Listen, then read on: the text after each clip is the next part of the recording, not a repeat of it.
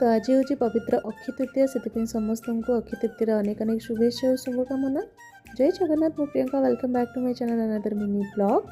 First आम पनीर को भलसे धोईकी काटिदेवा से लुण हल्दी कश्मीरी कलर पकईकि फ्राए करदे।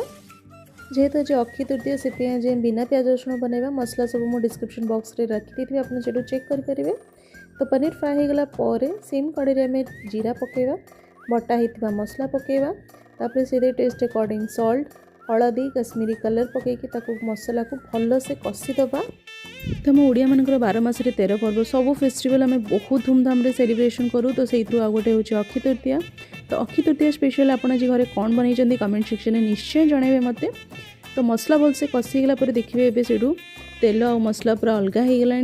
तो नाउ आम से ऐड करवा क्रीम, टी क्रीमी टेक्सचर पर टी क्रीम टी समय कषिगला गोटे 2 मिनट से ऐड करवा फ्राए करके रखिथा पनीर। सो रेडी हो गला आमर टेस्टी सा यमी सा